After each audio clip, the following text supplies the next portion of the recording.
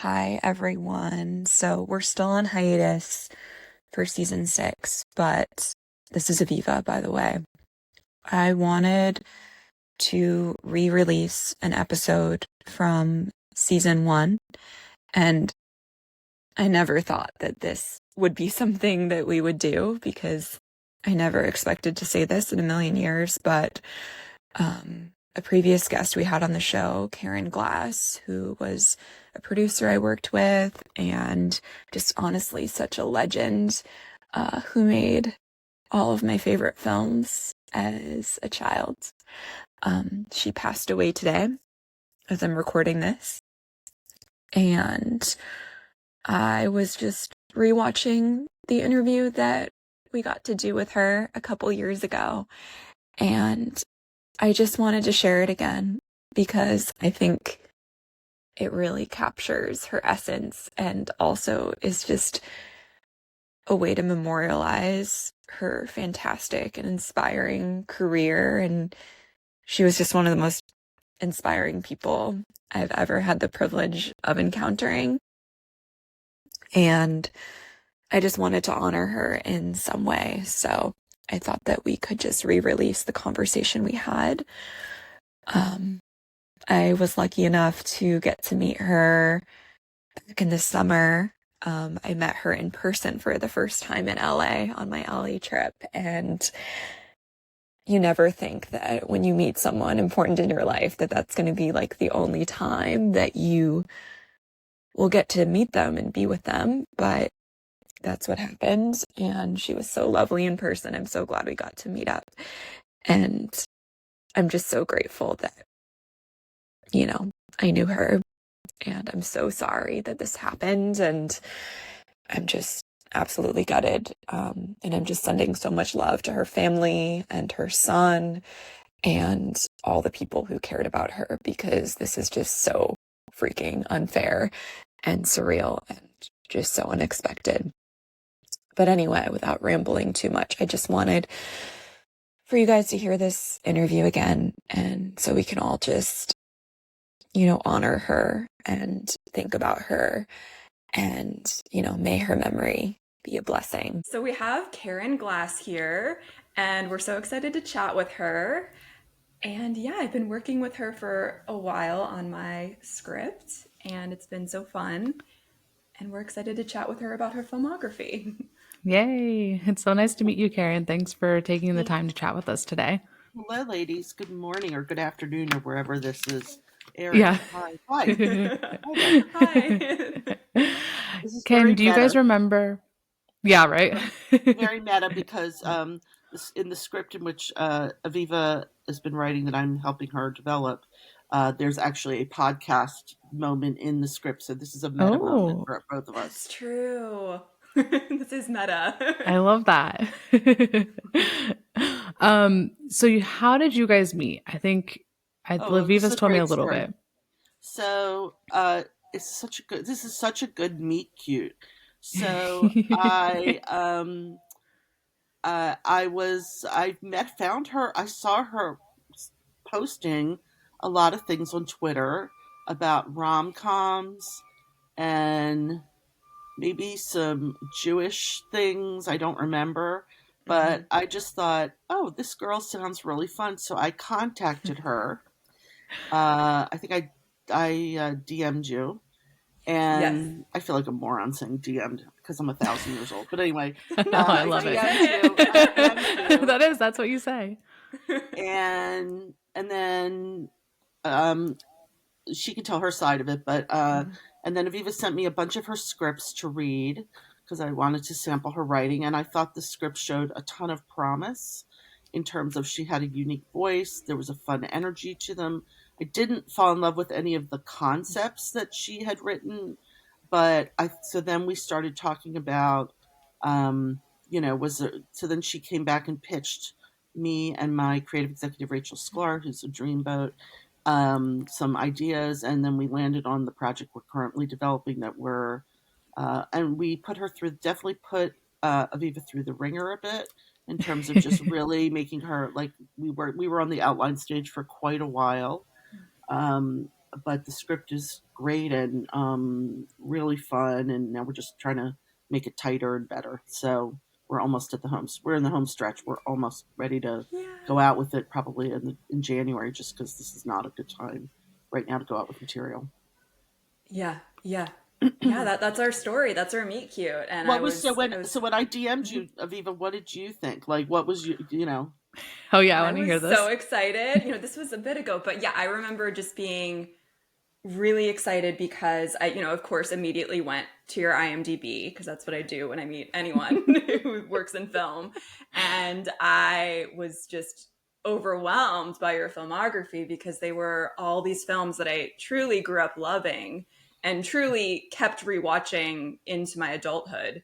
So I was just so excited to connect with you. And the fact that I didn't have to reach out to you because I was so used to just cold emailing people and being ignored for the most part. So it was so nice to be approached by someone who I immediately was just excited to talk to about your past work, and it sounded like we were aligned with the kind of projects that we'd like to make. Rom-coms, and you've made Christmas movies more recently, so you're in the holiday world as well. And Mm-hmm. yeah, I was thrilled. I love this because it goes to show how when you're just yourself, right? Like I feel like even just hearing that you guys met on Twitter and what Aviva was tweeting, just I feel like that's so your brand, Aviva, right? And so I think it's really Yeah. cute that like your dream producer kind of slid into your DMs and was like, "Hey, I want to read your Yeah. scripts." And I think it's good advice to other writers out there, right? To just kind of be yourself, and you never know Yeah. You what could never know who's going happen. to see your tweet, which is because, Yeah. I was just tweeting kind of just for my screenwriting friends and just kind of tweeting for myself. And then Karen found me. So it was destiny. Well, it's funny because now she has to be careful what she tweets because she knows I see it. Yeah. She can't write Yeah. anything like, so she can't tweet things like, "Oh my god, this producer's taking forever."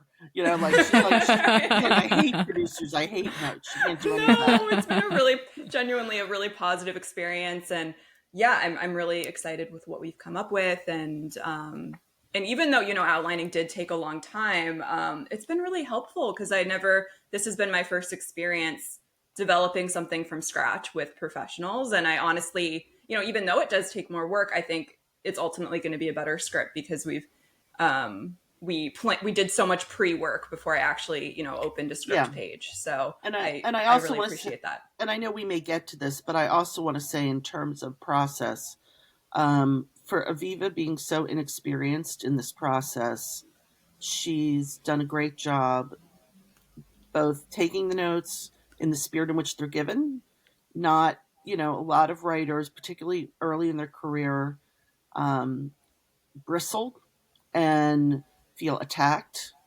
Mhm. But she's been so open to our notes and thoughts. And, look, not every note you give is going to be a genius, and not every note is always right. Yeah. Part of the skill you acquire as you go along in your screenwriting career is learning how to graciously accept notes, ask questions so you understand the notes, because sometimes somebody may be giving a note that's not on the face of it the right note, but there may be Mm. something underneath the note that they're trying to get to that they don't even understand or can articulate. So I really appreciate Aviva when we said to her this week, the script is still kind of long, like, okay, we got to cut 10 pages. She didn't burst into tears as many writers might, Oh because because no. because we are effectively killing some babies here, and Yeah. some of her screenplay babies. And I mean, she knows the script's too long. Yeah, We know that, but it's way too still, long. but um, but it's only going to end up being better because it'll be tighter and faster, um, and so I think that'll. But I feel like your graciousness with which you're receiving the notes is a really good thing to think. You're going to be in good stead as you move along in your career, because that's, taking notes is hard. It can be Yeah. hurtful, and nobody likes to be criticized, and we try to always do it kindly Yeah. and make it about the work. And but not everybody gives notes great, and a lot of people don't take notes great. Like I had a situation where I had a writer I'd been working with for a long time, and he pitched us an idea. We said yes, we really like this idea, and he gave us the first act of the script, and we thought the tone was really off, and thought we were wrong, and so we broke up. We just didn't proceed. Oh, So, but you know what? He found somebody else to do it with, and I'm sure it'll be fine. But so you have to, yeah. look, you have to trust who you're working with, and not look. It's And you not have to, always a yeah. match, and it's not always a match, right? Yeah. You Yeah, know, yeah, there's for sure. And I'm not just saying this to be nice. Like all your notes, like I have agreed with them. Like it's not, we've discussed certain things, but I think that we're already kind of, no pun intended, like on the same page about the yeah, story and everything. yeah, So I feel like you've only made it better. Truly, like I haven't felt, because I've heard about other writers working with producers and they have to take a note that truly doesn't resonate, or it's like a big story note, and thankfully I haven't experienced that. But yeah, if I trust your expertise Well, too, thank so you. yeah. Again, not I do. always, and again, not always right, and nor do I pretend that we're always right. Yeah, yeah, but Um, it's just very collaborative, and yeah, yeah, talking things through that's what we about try. what bumps for you. We try. Don't always succeed, but Yeah, we try. So, no, it's been great. Karen, do you have a favorite part of the development process? And I was also wondering if you could clarify for us, is this your own production company, and are you developing it with, I think you mentioned a Rachel. partner yeah, Yeah. Rachel. So, Rachel and I, what was the first question? I already don't remember the first The thing you first asked me. question was like your favorite part of the Okay, development I'll come back process. to that. So, Okay. so Rachel and I work for a company called Everywhere Studios, which she's been with for 8 years and I was with for 5 years. But when the writer's strike happened, our lovely bosses had to lay us off just because there was no cash flow. So this project is one which will be on the umbrella of Everywhere Studios. We did not get rehired just because it's a long story, but basically, so I'm working independently as a producer right now, but this project actually will fall under the auspices of Everywhere Studios when the time comes to go send it out, which is fine. It sort of doesn't matter. Because Tom's great, and we're even though we're not officially working together anymore, we're still collaborating on the things that we have in our slate. So, my favorite parts of the process are there are probably three. One is maybe four. One is opening the first page of a script and that hopeful moment um, that, oh my God, is this going to be a movie I fall in love with? I would say 97 out of 100 times it is not. Unfortunately, most scripts just don't deliver. Yeah. Either it's just not my thing, or it's not well rendered, or it's something you've seen before in every way, shape, and form. Certainly in rom-coms, you can have seen things before, but how it's executed and who the characters are have to feel like something interesting, and that the writer has something to say about, you know, falling in love and finding your person and all that. One of the things I really like about what we're working on with Aviva is inherent in the concept of what she's writing is a love philosophy, which I love that. I feel like the best rom-coms do that. Yeah. So the first page, finding an idea I love, particularly like when I've done a lot of book adaptations, to finding a concept that I think is a really strong high concept idea. Um, and then reading, when you're actually developing a script, reading that first draft and seeing how the writer took the concept or the notes or the development and turned it into, um, actually made it work. And then selling the project. That's obviously one of the most important moments in development, when somebody else says, "We agree with you. This is really great. Yes, let's put this on a track to make this movie." Um, I will also say the process of creative problem solving I find very satisfying.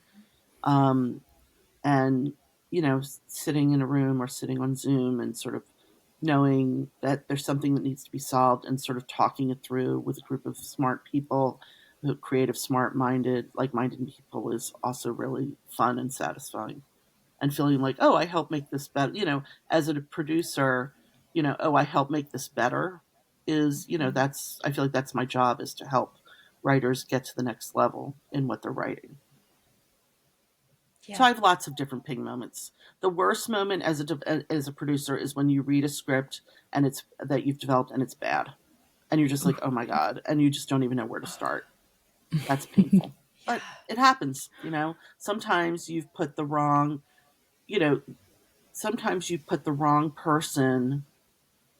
you know, Producing is also about casting, and I don't mean actor casting, is finding the writer who's going to do the good job, the right writer with the right idea or the right concept, if it's something you've brought together rather than bringing it to you. And sometimes it just doesn't work. Sometimes you've missed, and that happens. Yeah. You kind of have to bet on people based on their past work, I guess, Yeah. And and again, it's not always there's some right. risk, I guess. Yeah. And, hopefully you get it right more than you don't. But Yeah. Certainly when I was a studio executive, you're managing 30 projects. They're not all going to work, right? Yeah. You're going to have, and one of the things that I have learned since, um, is so I worked at Disney for a number of years, and I was a studio executive in the live action film group.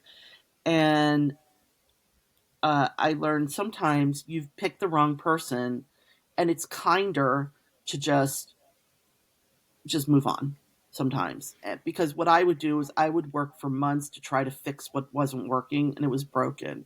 And it was, so you're putting the writer through terrible stress, and you're putting everybody through the ringer trying to fix. Sometimes stuff can be made better, but sometimes you really just have the version of the movie they're writing is just never going to get made. And so even though it's hard to say to somebody, look, we're going to have to move on.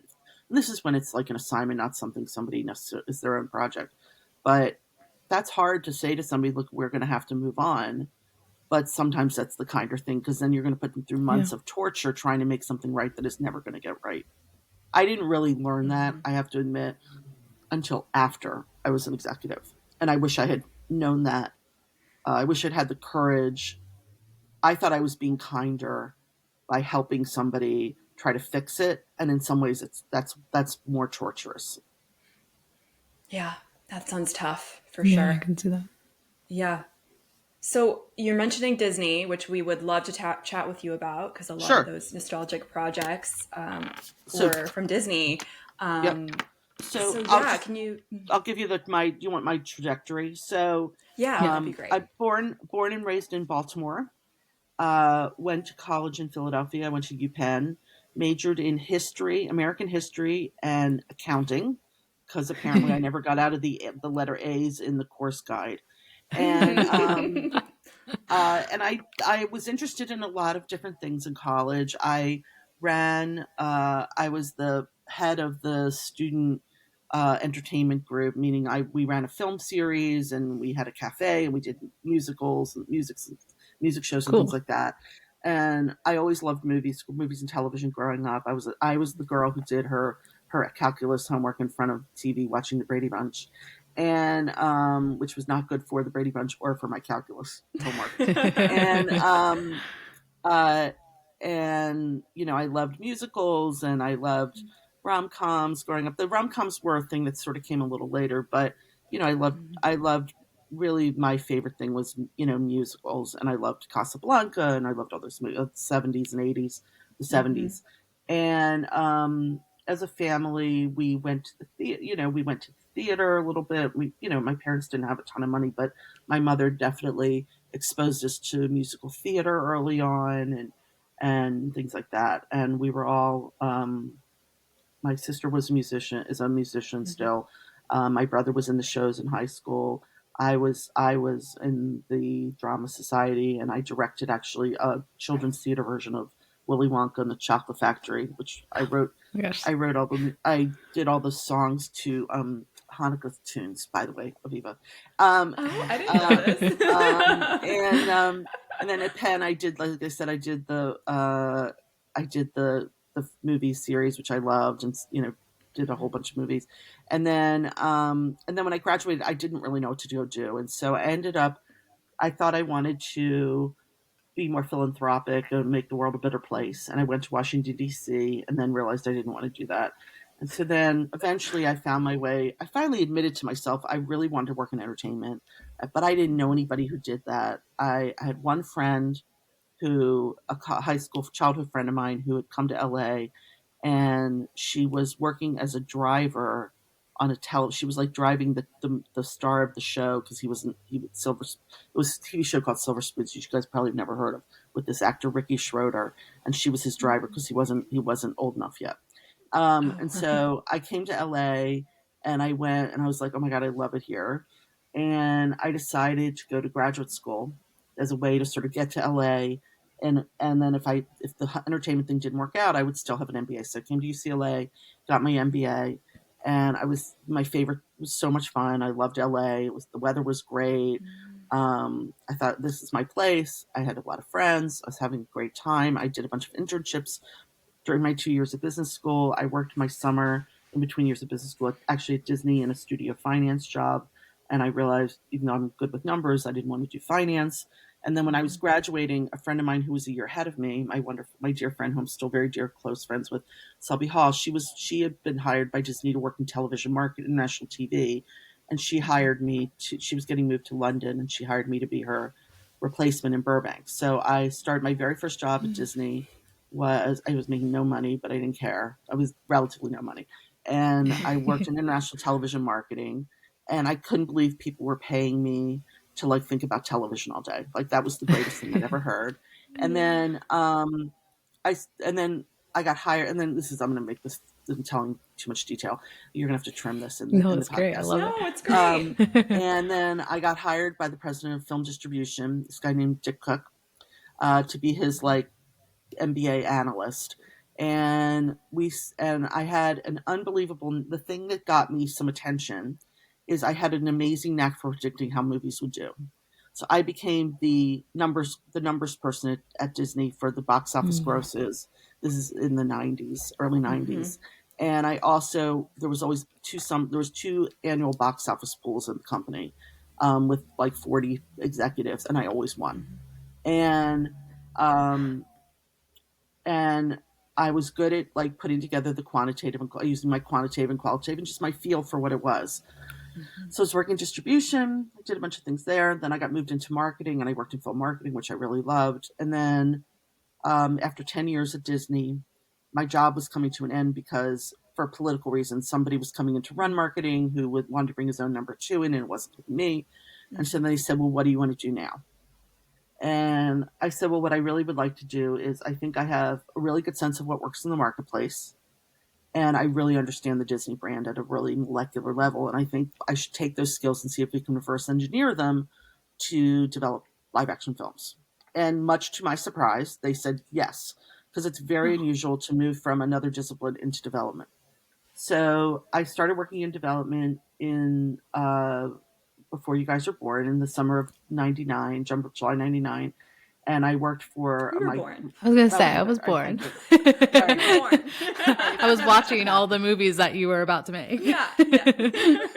And I then worked for the co-presidents at the time were Todd Garner, who's a very successful producer, and Nina Jacobson, who was my boss for 7 years there. She has since gone on to have a really amazing producing career. She did the Hunger Games movies. She does a lot of the American Crime Story stuff with Ryan Murphy. She's done beautifully.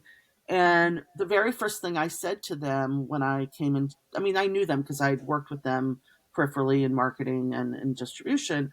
I said, I don't understand why Disney isn't making more live action movies for girls. Girls at the time, they stayed at the Disney brand longer. Boys at the time left the Disney brand really early. And they're like, huh, that's interesting. And so then I started working. They gave me some projects to work on. I inherited some other people's development projects. And the very first piece of material that came into me that I thought, oh, this is totally a movie, was the manuscript for The Princess Diaries. So the book had not been published. My colleague Doug Short read it. It came in from the producer Deborah Martin Chase. He read it and he gave it to me. He goes, I think you might like this. And I read it and I was like, this is 100% a movie. And I knew in my gut that the story about an ordinary teenage girl who finds out she's really a princess would appeal to almost many, many girls. many preteens and tweens who we all want to believe there's something special about us, right? And so the process is you come and you're like, okay, we read something, we love it, we pitched it, and there was a little bit of doubt about it actually before we even bought the manuscript about like, well, isn't this just a Disney Channel movie? I was like, no, this is a big movie. I promise this is a big movie. So we bought it. We negotiated a deal, and then we went to look for a screenwriter. We hired this woman who Todd had worked with named Gina Wenkos, who was delightful, and we developed the first script. And then the first script I think was done like in May. I don't know what year that was. May of 2001. No, 2000. And we needed movies. And so we just turned in the first draft of the movie, and Nina read it, and she's like, I think could be a movie. And then we had to do some convincing to the senior management at the time that why this was not a Disney Channel movie. And when we were developing the movie, I am not making this up, we always said, wouldn't it be amazing if we could get Julie Andrews to play Queen Clarice? Because she was my idol. Sounding was my favorite movie. Me too. And we all laughed. We're like, ha ha ha ha. So I'm going to segue. So then before we turned the script in to the first draft of the script, Peter Schneider is this guy who was at Disney Animation for years, and he got made president of the studio. He hated that job, and he lasted, I think, a year and a half. But he and I knew each other pretty well. And he called me. He said, hey, Julie Andrews is coming by because he knew her. And would you like to join the meeting? And I almost, I'm not going to use profanity on your podcast, but I was like, is the Pope Catholic? I was just like, oh my God, seriously. Yeah. So I was so excited and so nervous, and I couldn't believe I was going to meet her. And really, after I met her, I thought, like, okay, I can move back to Baltimore now. I'm done. One of my Hollywood dreams has been fulfilled. So Peter and I sat, and it was just like a hi, how are you, Julie? What's going on? And Peter said, you can pitch her The Princess Diaries. So I told her about the movie. I told her, we're developing this movie, and there's a role for you. We would love for you to do. And she says, oh, that sounds lovely. I'm not going to try to even pretend to imitate Julie because that'd be more profane. And and she said, oh, when you have it ready, please reach out. It sounds fun. I was like, and then I went home on a cloud. So then Nina read the script, and she's like, I think we should try to will this into existence because we really need movies for next year. And this was May of 2000, and the movie actually came out 14 months later. I think that's the timing. Came out in August of 2001. It's fast. And it was really fast. So the studio had a wonderful relationship with Gary Marshall, who also was an idol of mine. And they gave the script to Gary. And Gary tells a story that when he read the title, he's like, wait, The Princess Diaries? What's The Princess Diaries? So he read the script. He read the script, and he really wanted to direct. He wanted to get back to work. And he read it, and he called, and he said, I really like this. We had a meeting with him, and he said yes. So again, it all happened it was very serendipitous, because I always thought, wouldn't it be great if we had Gary Marshall and he finds some unknown girl who's going to go on, to be the next Julia Roberts, and wouldn't it all be great, right? So Gary came on board, and then Gary has a process where he wants to do the writing. He and his team do the writing themselves, and he ends up with, 150-page script, and he shoots a ton. So then we start doing the casting. And we had also, by the way, when we'd been developing the movie, we knew we needed I don't know why we knew this. We thought, wouldn't it be great if Gary Marshall directed this? And maybe we had targeted it for him. I don't remember. But we need a role for Hector Elizondo, who's always plays a sidekick in the movie. So his character, whose name I'm not remembering off the top of my head, the bodyguard, Julie's bodyguard in the movie. Yes. So anyway, so we start the process. He goes off and does his pass on the script.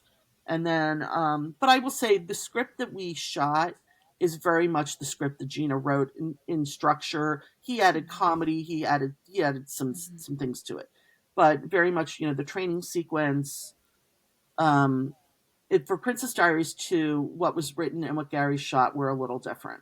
A little bit different. There was some stuff he added, like some stuff that I cringed at, but then I recently rewatched the movie and thought, okay, all right, I get it.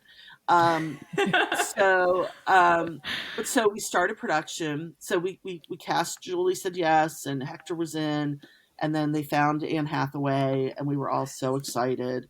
And then they started making this movie, and then the movie was, they shot it, and then I remember we were going to have our first research screening. So research screenings are the movie's ready to be shown to an audience. They have a test audience.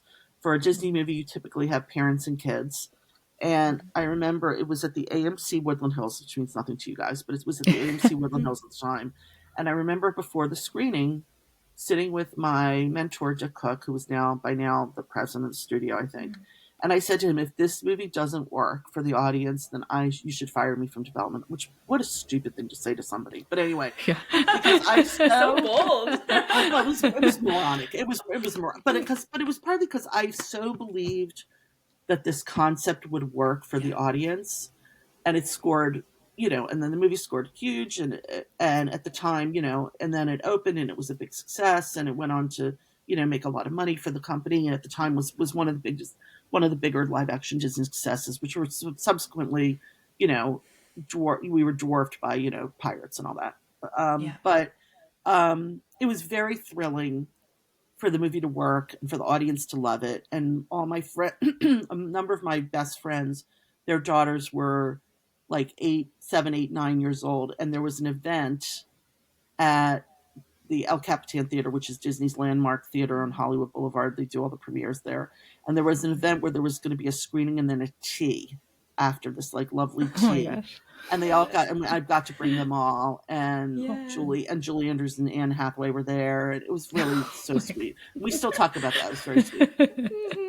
So anyway, so after that movie, the princess genre worked. And this was also at a time in Hollywood when nobody was making movies for teen girls because for a number of reasons, some economic, some socioeconomic, some political, and I don't mean politics like politics. I mean political about typically male studio heads did not care about making movies for teen girls. So one of the things it actually did is I remember an executive at a competing studio called me. She said, thank you, because now I can get this movie I've been trying to get made, which is really great. So after Princess Diaries came out, we knew there was a market for these two-handers where you have an adult and a kid, a teen girl and an adult. And so then Freaky Friday happened, and then and then we started developing Princess Diaries 2, because we knew that it was such a popular title and so beloved. And then how Ice Princess came about is that I always loved ice skating. I can't ice skate. I can't do anything. I'm super unathletic. And I love movies about things I'm terrible at, like ice skating. Gymnastics, things like that, right? So this producer I knew gave me this script for an ice skating movie, and I read it, and the script was not for us. But I said to her, I love the idea of doing a teen girl ice skating movie. So I went to Nina, my boss, and I said, can I develop, can I go and often develop an ice skating movie, and we can call it Ice Princess. Basically, they would have greenlit the movie off basically, by the way, that movie got made off the title, really, because of the title Ice Princess, because anything princess at that moment was working. So for that movie, we actually hired Meg Cabot, who had written the Princess Diaries books, to write a screenplay. And she wrote something that didn't really work, but it was fun to read, but that's not her métier. So then was looking for somebody to come in and write something. And I had read the script by this writer, Hadley Davis, who's still a friend. And she came in and she pitched this idea of this girl who used math. She was a math nerd, but she really loved to ice skate. And by the way, I think this movie is far from perfect, but it's charming. And it was a math nerd who helped girls figure out how to skate better by using, geometry or physics or whatever it is, or calculus. I don't know. And when she pitched us in the room, what sold the pitch, which is interesting, is if you guys know the movie Ice Princess, is that there's that moment when when the cute boy Teddy comes over the hill in the Zamboni to smooth out the ice at her little pond. And we all got really teary and thought that's how Hadley got that job, to write the movie.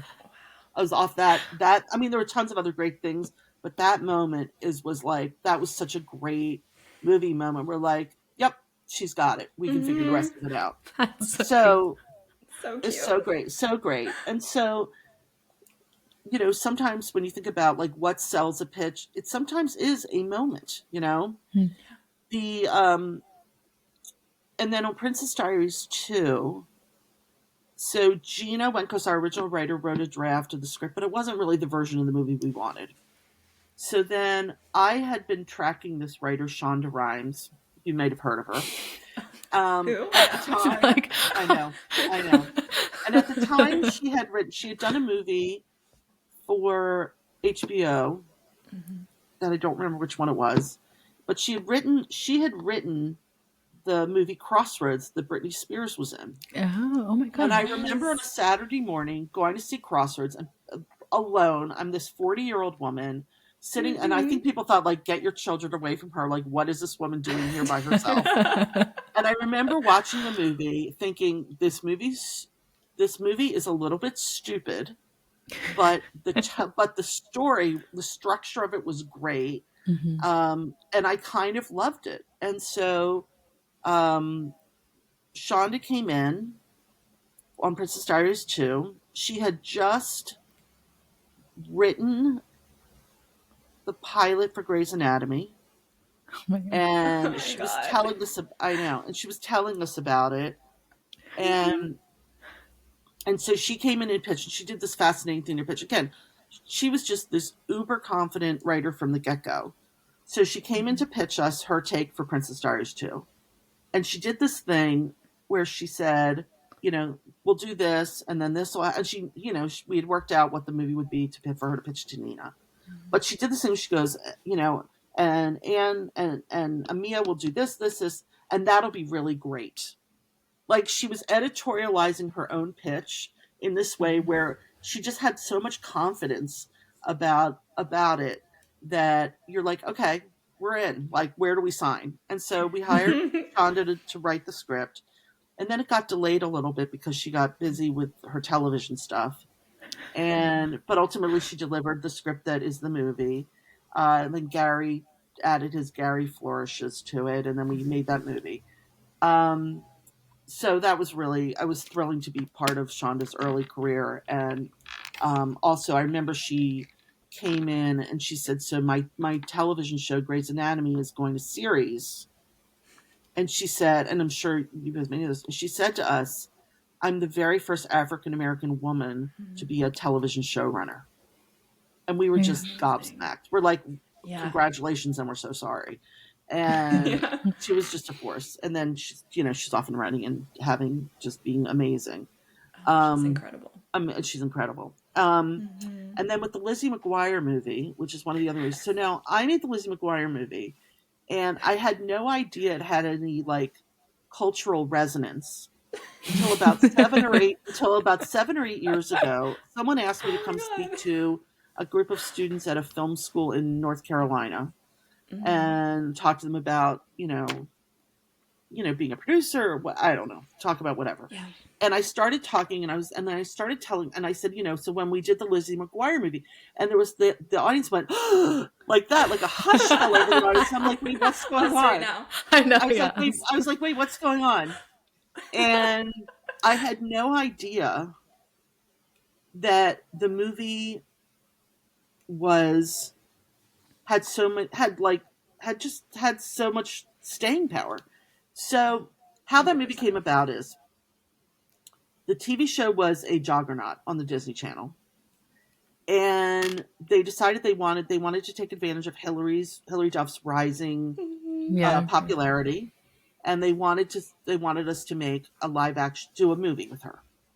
So that movie came out in October. I don't remember what year. We started developing it about a year before that. it was the shortest. It was like, my bosses came and they were like, we need to make a Lizzie McGuire movie. You're making it, which I was happy to do. But it needs to be in theaters in a year, or basically, or a little more than a year. I can't. My And I was like, gosh. okay.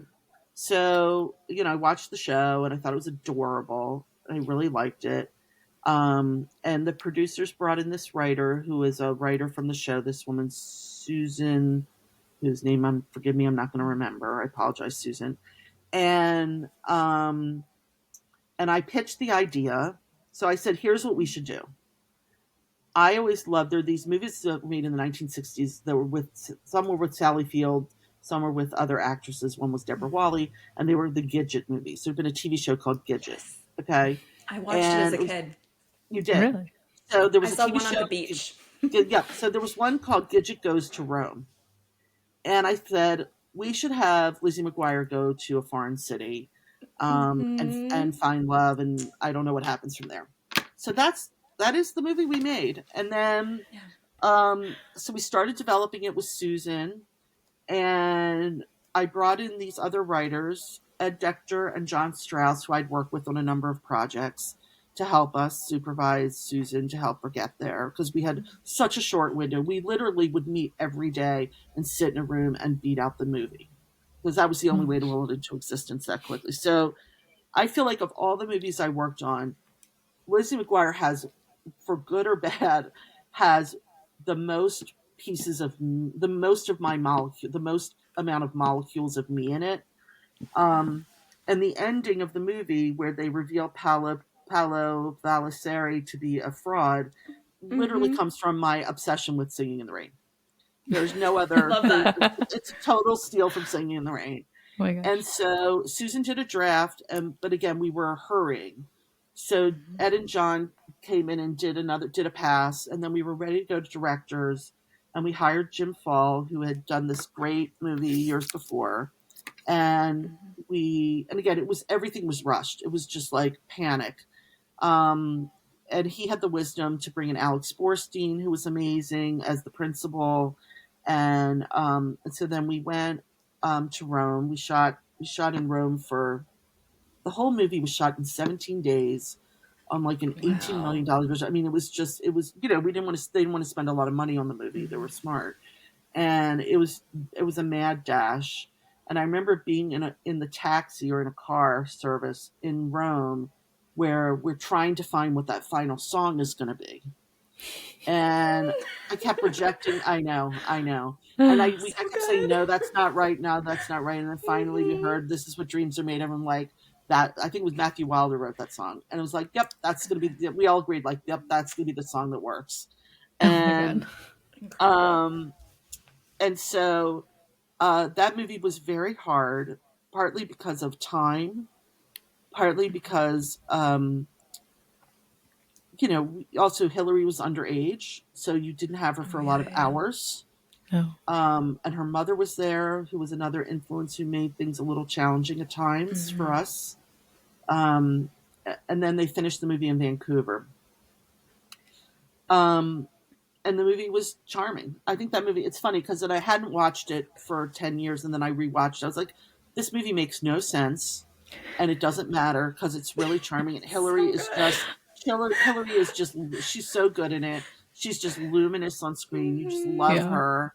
And Gordo, and the moment with Gordo. And I also remember, and I can't remember if it was my idea or Jim Fall's idea, to do that thing at the very end of the movie, which was a ripoff of the Tinkerbell thing at the end. Do you remember at the very end of the movie, after so Gordo and Lizzie are standing on the balcony and they see fireworks after they've had their little kiss, which all the girls squealed in the audience when that happened, as they should. Yeah, that was a big moment. And then at the end of the movie, there was an animated The End, and the history of Disney was you always did that with Tinkerbell.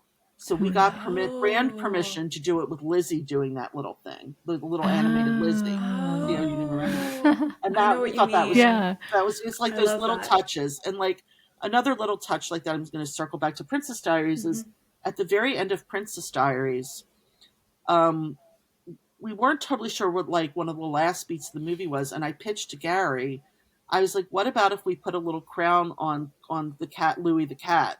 And that's, I think, the last beat of the movie. On the And that flight. was me. I don't take credit for a lot of things, but that was totally me. So It's adorable. adorable. I know. So such a cute moment. And again, those moments stay with you. So anyway, Yeah. So anyway, those are some of the stories from those movies. It's so I'm fangirling. Right I know, now. yeah, same here. It's just like these films, especially Princess Diaries and Lizzie McGuire, like are part of like tons of neural pathways in my brain. Like I've just watched them so many times. Yeah, I'm like such when nostalgia. I was their Halloween costumes for people, like they are part of our generation for sure. Especially the girlhood. Woman empowerment. Yeah, I will say I was really conscious at the time of two things about these movies. All these movies is I wanted these movies to be affirming. First of all, you would never make these movies in the same way today. And I thought about this, and I can say why, how it would be different. Yeah. Oh yeah, we were talking about that. We're curious to know.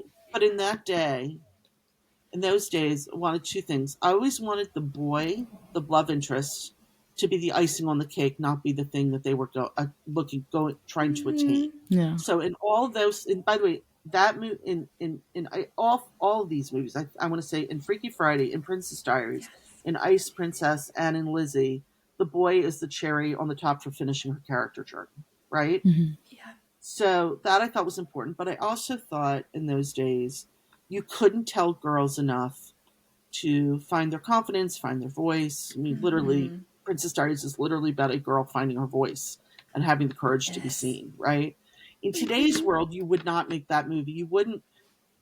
In today's world, if you were developing these movies now, I don't know if you would, but those movies would be not about finding your voice, because girls are expected to already have their voice and have more confidence going in. It's a completely different thing. I mean, I would say with Freaky Friday, that wasn't the character journey, because she was already had her voice. She was just not getting along with her mother. That's true. Yeah.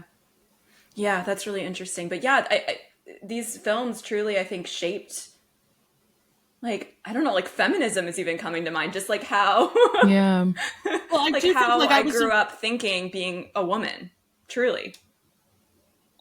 Yeah, no, well, that's so nice of you. I guess that's good, right? I think so. Like, I think they're about finding your voice, being brave, being really good core values, I think. Right. I mean, versus like Little Mermaid, where just lose your voice for a man. Yeah. Okay. Yeah. Cool. Yeah. Oh my gosh. I'm on that. Yeah. No, that one was not. That was not a good one. So, but also the relationships between you and like other women in your life. I think that's it's about friendship. Friendship is a big thing in all those. Yeah. Yeah, like really early on in the development of the Princess Diaries in the books.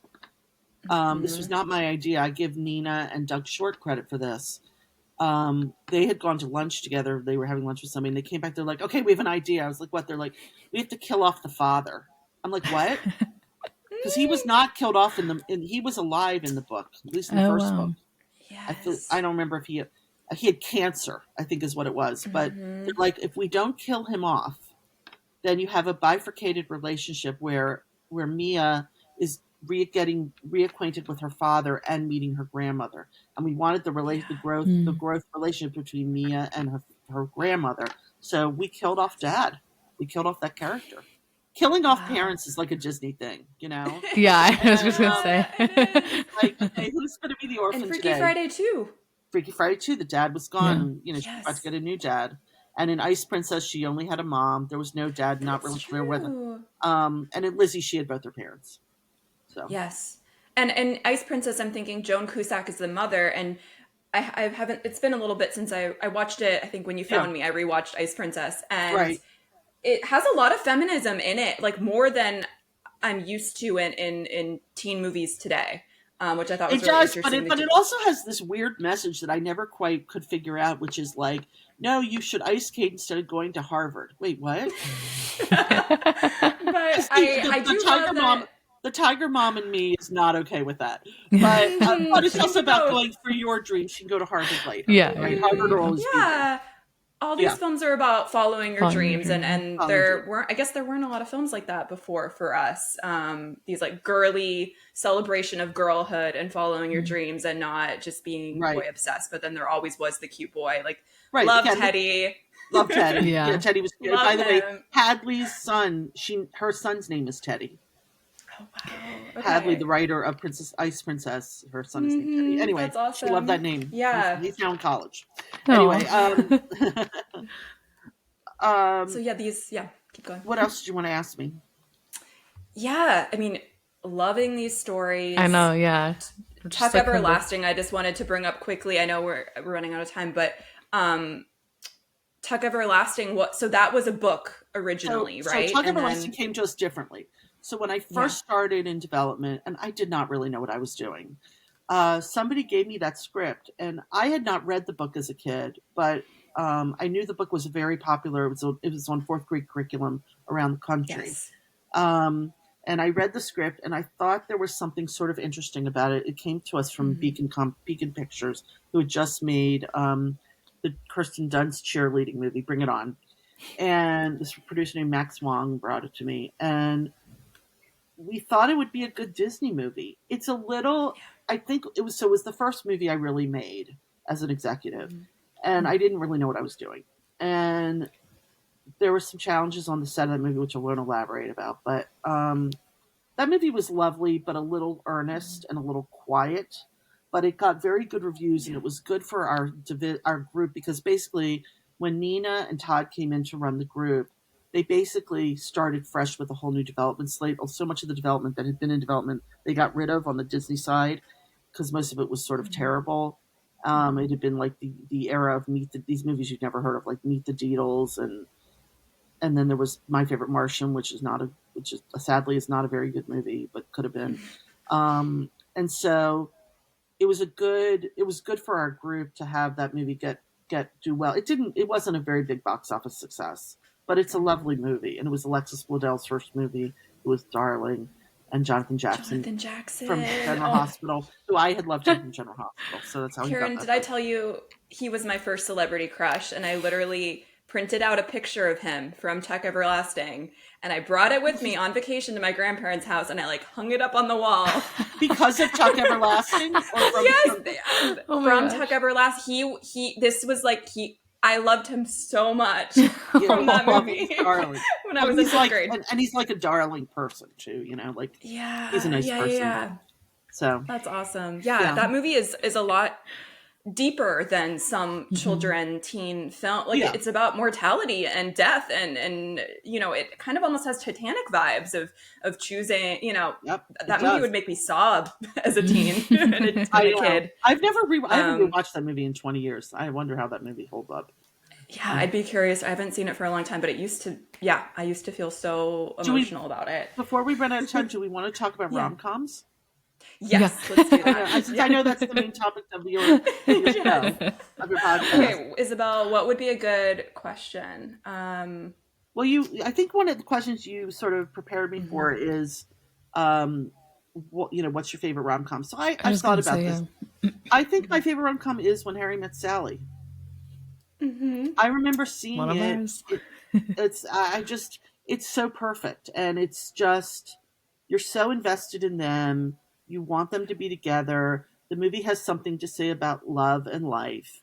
I was just in New York at Katz's Deli, so where the scene where I'll have what she's having. So that's very seminal. I just think that's such a perfect movie. I remember I couldn't wait for it to come out. I think I saw it 3 times when it came out. I just loved it. Just couldn't get enough of all the the Nora's smart dialogue, all that. So I love that one. I think, though it's not a com, Dirty Dancing for me is one of my favorites. I've watched it 4,000 times. And I remember when it came out, and I remember it did such an interesting thing of literally Jennifer Grey gets prettier as the movie goes on, as she starts to blossom, that coming of age thing. Obviously, Sound of Music, Singing in the Rain, all those musicals. American in Paris. I like How to Lose a Guy in 10 Days. I like Act 2, Act 1 and Act 2, and then the movie does not know what to do with it. Yeah, Very the You're So Vain scene. Yeah. Painful.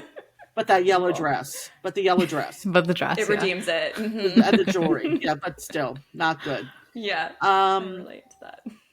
What are the other ones I'm trying to think of? I didn't make a list, but those are some of my favorite. I mean, really, When Harry Met Sally sort of stands out for me. And I feel like the key to any successful rom-com, any movie, and The Notebook, of course, any movie with any romantic movie, is tension between the leads and yearning. So, we produced a movie last year, a Hallmark Christmas movie called Christmas Class Reunion, and one of the things when we were shooting the movie, I was on set for the whole movie, the director and the cast and everybody, is you want to create moments where as the audience member, you're creating yearning. You really want these two people to get together, right? And in all the development we do for movies with romance, I feel like that's the thing that you need to insert that there's not enough of in scripts today. I'm going to do a sidebar here. So there's a TV show called Moonlighting that aired in the 80s. That was with Glenn Gordon Caron created it, and it's with Sybil Shepherd and Bruce Willis.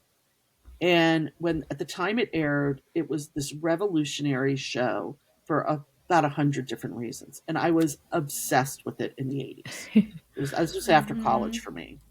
And then, so they had to work out a bunch of music rights, but it just now is airing on Hulu. And I rewatched the entire series.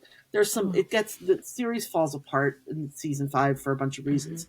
But what the show does, which I would recommend for anybody who likes rom-coms, is to watch it, because they do this thing in the show where you're so into these two characters. It's basically a woman who was a model who made all this money. Her accountant stole all her money, and the only asset she's left with is this detective agency, which is run by this wayward guy Bruce Willis plays. And by the way, it was Bruce Willis's really first role. And they have they have unbelievable chemistry, and they drive each other crazy. And the whole series, you're waiting for, like, when are these two people going to get together? Right. And amidst all the comedy and the mysteries and all this stuff. And the thing that the show does that I don't think you could ever do today on a television show is the directors let the show linger on the looks between them, on the size, SIGHS, on the size between them, in this way that television don't do anymore. And so you're really you're building up this yearning, like you so want these two people to get together, you can barely stand it. And I feel like we did that. I feel like in Step Up we did that a little bit. I feel like there could have been more of that, but in the first Step Up movie that I worked on, love that one. I feel like we did. And by the way, when that was brought to us as a script, which we liked, but we did literally sit in a room at a conference room at Disney trying to figure out what's the nobody puts baby in the corner moment for that movie. Like Kristen Burr and I, who are the executives on the movie, really wanted our baby moment. So also the movie Crossing Delancey, by the way, if you've never seen, is a wonderful movie, a really romantic and charming movie. Years ago I've seen it. Years ago. It's really good. So that's sort of what I think about rom-coms and how they can be better. Yeah. And is rom-com the genre that you wish to stay in for the most part in the future? Yeah, I mean, I really like romantic comedies, romantic dramas. I like adult dramas. I like thrillers. I've not really worked on very many. We had developed this one true crime series that was amazing, that ultimately didn't go to series because there were some the original people on the story and whose the base changed their mind and didn't feel comfortable having their story be told. Okay. It was called Real Gone Girls, about a woman who was kidnapped and then not believed by the police that she'd been kidnapped. Oh wow! And she was traumatized twice. It's a really good story. So yeah, I like all sorts of things. I mean, I'm not a sci-fi person. I'm not a horror person. Those are not my genres. I can't. It's hard to work on things that you just don't have a real affinity for. And it was funny because when we were doing Christmas Class Reunion, when I was on set, I was like, all my rom-com knowledge is finally coming into play. I finally, watching these movies 4,000 times is finally working. Right? It was all research all along. That's what it's it's all all research. Who knew? Right? Right. That's awesome. Should we do the quickfire round and then? I was just going to say, I feel like we're kind of in that already. Yes, I wanted to ask if you had all the money in the world, you had a magic wand, what's a rom-com that you would make? Well, I'm going to have to, of course, say Aviva's, the one we're developing now. Thank you, Karen. What's one I would make? Great answer. I don't think I know the answer to that. I mean, other than the one we're developing, the Viva. Yeah. I think that I haven't found. Actually, there was a book I read that I loved, but somebody else got it, called The Matzo Ball by Gene Meltzer. That's a really fun book. That's going to be a great movie someday. That one I wish I had been able to do. Mm-hmm. So, I need to read that. I have the book in my room. It's super fun. Yeah, it's super fun. And there was also this book by Josie Silver called One Day in December that I really wanted the book, and someone else got it. That one was so romantic. Yeah. So. That's awesome. Yeah, the rom-com book world is just blowing up, so there's so much material there as well. Yep. Do you have a favorite Christmas rom-com, since you have delved into the holiday genre as well? No, I do. Okay. No. I don't. That's totally fine. Do you have a favorite rom-com trope? Like enemies to lovers or airport chase scenes, something like that? I hate airport chase scenes, I have to be honest. Because I don't believe them anymore because of TSA. I think they're right. Yeah, they're not really realistic. I think enemies to lovers is pretty fun. I don't have a specific... I mean, the tricky thing about rom-coms is the tropes are tropes for a reason, but they do work sometimes. It's just how do you take them and invert them or pivot them so they don't just feel like the trope. Right. Do you have a favorite rom-com outfit? Is this an outfit I wear when I'm watching them or in the movie? I like that interpretation. Either way. Both. But we mean like an iconic outfit that you've seen in a rom-com. Yeah.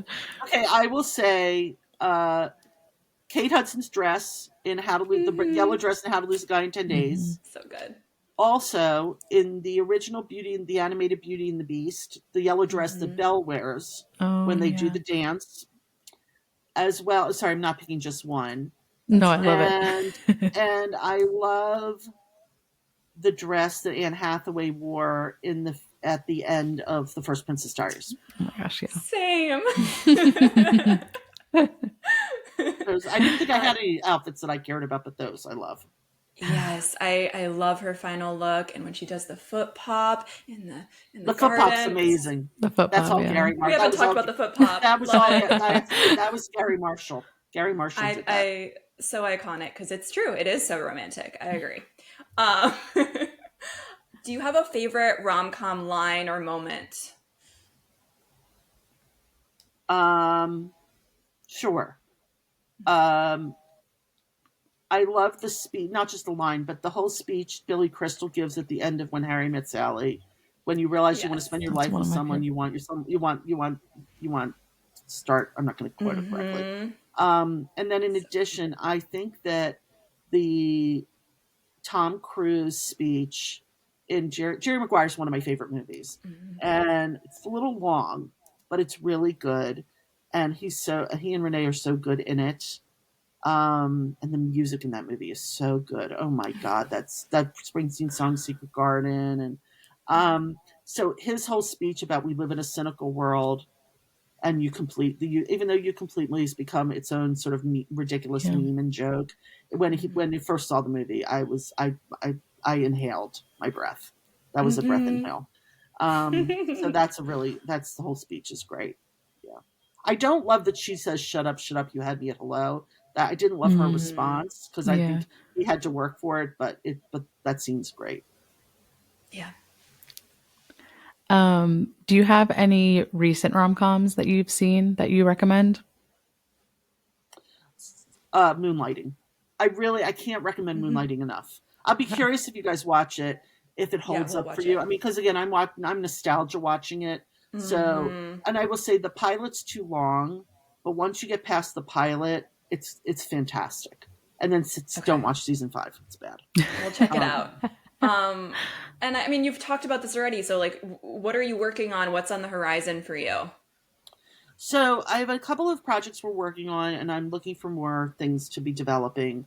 I'm hoping I'm gonna in the new year. Right now is not the best job market, so I'm hoping to go work for another company. But in the meantime, I have a bunch of projects, stuff that Tom and I are still working on that we developed. We have this great true crime thing called Murder of a Jewish American Princess. We're still trying to make happen, and then Aviva's script and a couple of other things that we're working on. A Hallmark project we set up called Leah's First Christmas, about a Jewish girl who gets to go to her boyfriend's super waspy um, uh, parents' house in Greenwich, Connecticut, and it's horrible, and it's I sort want of to watch horrible. that. Yeah, it's fun. It's based on a book. It's based on a terrific book. So a bunch of stuff like that we're working on. Yeah, a lot of stuff going on. Awesome. Cool. Yeah, And maybe. oh yeah, sorry, what were you gonna say? I was just going to ask if maybe you could leave us with some advice to, I think most of our audience are screenwriters. And obviously, like, you found Aviva on Twitter, but I'm kind of curious to hear your thoughts on like what can writers be doing right now. It is a pretty interesting time, right, for us to be writing and trying to get our work out there. What advice do you have? And I'm kind of curious, like, where you think the market is going. Like, what kind of stories are you looking for? What's selling? Like, what are people looking for? And I don't think I'm gonna be able to give you great advice for what I think is selling right now. I think that the marketplace is a mess. And at this exact moment, it's a mess. I think come the first quarter of 2024, we'll see how things. People are still going to need product and they need content, but right now, the studios are still they're in strip mining mode of their projects. There's a bunch of stuff that was going forward that's now not going forward. It's not a great time. As a young writer, it's never a great time because it's all about how do you get attention? How do you get somebody to notice you? I don't have fantastic advice for like how to get yourself noticed. I just think keep writing, keep sharing your writing, take people's input for what it's worth. Don't believe your parents and your first cousins when they say your script is fantastic, unless they happen to be Scorsese's or some other fabulous family. And just keep reading, keep listening to stories, wherever you can, and keep watching. Find the things that you love, and keep looking for that great idea. I mean, Aviva probably pitched us 5 ideas, and I don't even remember if this idea was in the first round of ideas. I don't think it was. It might not have been. I don't think it was. No, I think it was second time. So I think that like she came to us, we're like, well, those are okay, but we don't love those, and we don't think those are going to sell. So, and it's, I should also add, I hope it's okay to add this for Aviva, is I shared the draft of the script we're working on with a director friend of mine who loved it and thought like, he's like, oh yeah, it's too long and all that. But he thought like the core idea and the conflict between the two characters is great. Like, he's just like, this is really good, which was nice to hear because it's reaffirming for all of us to just get some fresh eyes on things. So I would say just keep trying to, do contests. There's this thing I'm part of called Virtual Pitch Fest where people submit. I mean, I don't know, but it might be expensive. I don't know. People could pay. I've used it before. It's like $10 a pitch. Yeah. Oh, that's expensive actually. Is that $10 a pitch? I don't. You can get packages, but it's easy to spend a lot of money on that website. You just have to try to figure out ways to, and if you're not in Los Angeles, which obviously most people aren't, it's hard to break into the system. I think that's the hardest thing. It feels like a closed society. But the best thing to do is if there's somebody whose script you've read, you like, you can reach out to them, ask for advice. Don't ask people to read unless somebody offers to read your script, don't ask them until they offer. That's, makes sense. And then try as best as you can to be in environments where you can meet other writers, because that's the best way to do it. Cool. So Karen, thank you so much for chatting with us today. I feel like I could talk about your filmography for another 3 hours. Or just listen to your stories. Yes. It's been such a great chat, and we really appreciate you taking the time. Oh, it's been my pleasure. It's been super fun to reminisce and try to remember things that I barely remember. But I think this is great. I hope you guys continue to have success with the podcast and obviously with your writing careers. That's more important. So Thank you. Thank you. All right. Thank you so much. Thanks, guys.